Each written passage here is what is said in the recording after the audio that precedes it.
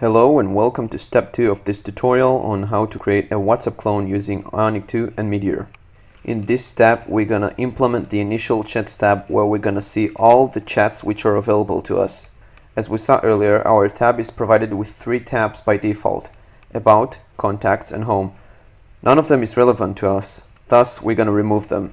We're simply gonna remove these pages by typing rm-rf in the terminal and providing the relative path to our page.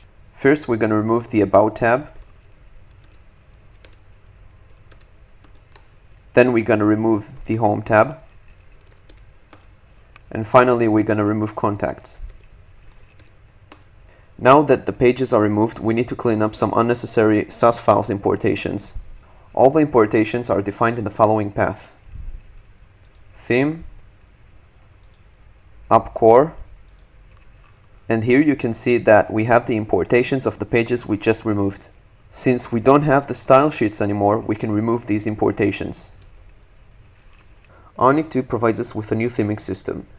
The theme is determined thanks to Sass variables located in the following file: app.variables.scss.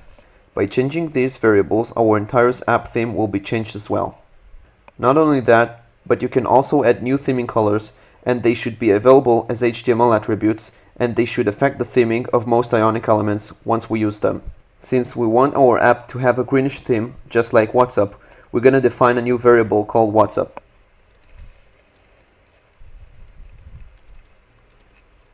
Now whenever we'll use it in the HTML as an attribute, we're going to have a greenish background, just like WhatsApp. Up next, we're going to define the tabs which will be available in our application in its main view. As I said, we're gonna use the WhatsApp attribute so the tabs can have a green background. And also we're gonna define 4 tabs. We're gonna define Chats tab, Contacts, Favorites, and Recents. In this tutorial, we only want to focus on the messaging system. Therefore, we're only gonna implement the Chats tab. The rest is just for the layout. If you will take a closer look at the view template we just defined, you can see that the Chats tab has an attribute with square brackets. If you will take a closer look at the template we just defined, you can see that the Chats tab has an attribute with square brackets. This is part of Angular's 2 new template syntax, and what it means is that the property called root of the HTML element is bound to the Chats tab root property of the component. Now let's go ahead and edit the component. So once we click on the Chats tab, we're going to be promoted to the Chats page. First, we're going to import the Chats page, which we are soon going to implement. And as I said, we are only going to focus on the messaging system, so we don't have any use for the rest of the tabs. So simply once we click on them, nothing is going to happen. They are only for the layout. Let's replace them with the Chats tab root. With that said, let's create the initial Chats component. To create a page, we simply create a new directory under the pages tier. We're going to call it Chats, and we're gonna define a new Typescript file called chats. So every page we create should be based on an Angular component. We can simply import it from the Angular library, and we're gonna export our chats page, and we're gonna define it as a component. The chats component can be provided with several options. One of the main options we need to provide it with is the template URL. So this component is going to be dealing with the chat model, which we soon gonna implement. I'm going to explain it very soon. Also, we're going to create this component with some fabricated data, so we will have something to test our view against. To fabricate the data, we're going to use a utility package called Moment. Moment will help us deal with date objects and manipulate them. So since this is the chats component, it's going to have some chats defined on it. So first, we're going to have to declare it using Typescript. And once this component is created, we're going to provide it with its relevant chats.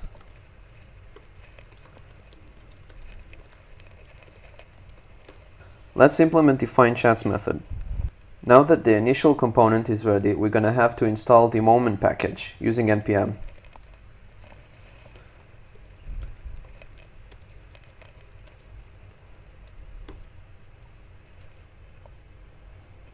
Since we're using TypeScript, we're also going to need to define a custom data type for our chat model so that the compiler can work properly. These custom data types are called declarations. Let's create an initial declaration file for our apps models located in the typings directory. So we're simply going to create a new file called modules.t.ts, and here we're going to define two modules. One of them is going to be the chat and the other is going to be the message. Once we added a new file to our declarations, we're going to need to import it in the index file. Let's add a reference to it. Let's move on and create the chats view template. Then again, in the chats page, we're going to create a new file called chats.html, where we're going to define the template. The view is pretty straightforward. It's just a list of chats and it has a WhatsApp-like style into it. Once creating a new Ionic page, it's recommended to use the following layout. It's recommended to use a header, which should usually contain content that should be bounded to the top, like the navbar. You should use a content which will usually contain its actual content, like text. And sometimes you'll need to have a footer, which will usually contain content that should be bounded to the bottom of the page, like toolbars. The current view template contains an Ion header with a navigation bar containing the tab's title and an Ionic content containing the list of the chats. The ng4 attribute is used for iteration and is equivalent to Angular's 1 ng4 attribute. The asterisk sign just tells us that this is a template directive we're dealing with. As for now, the chat items in our view contain a date of the recent message sent with a very messy and unclear format.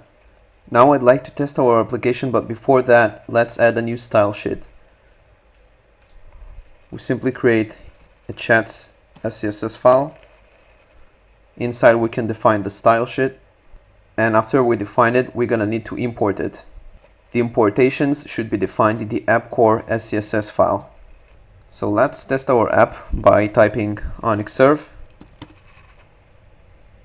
So apparently I made several mistakes. At least the compile works, but I can see that there are some unknown modules in the tabs.ts file,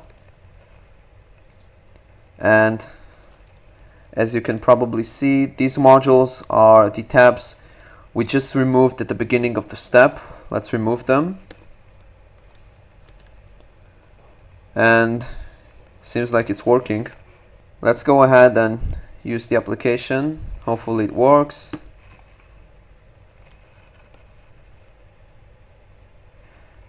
And this is how an issue with the template looks like. Unexpected closing tag Ion item in the chats template. And here, as you can see, this closing tag has no match. It should be button. And now the application should update itself.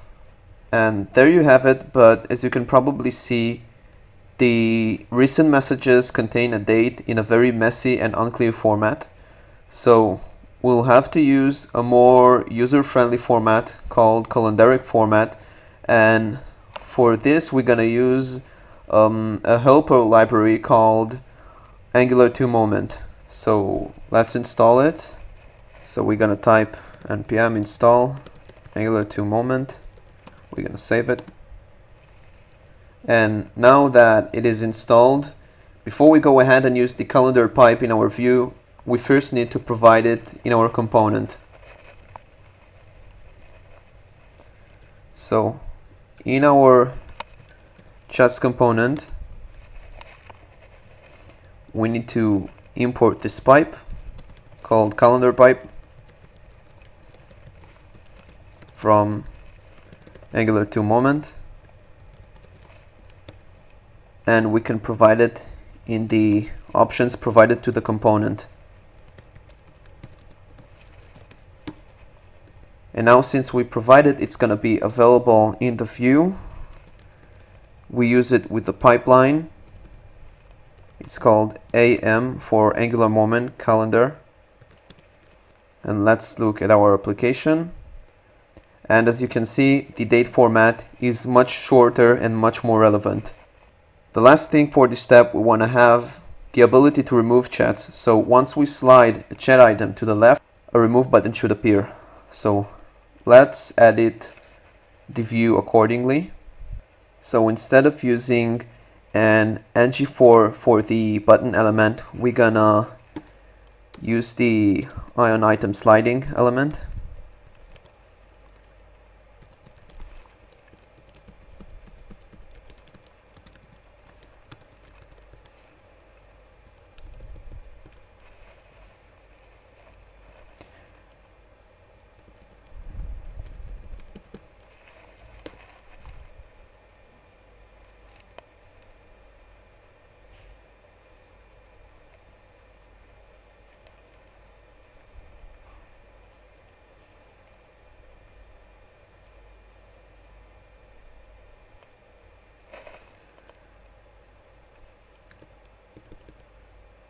And we're gonna take all this, put it inside.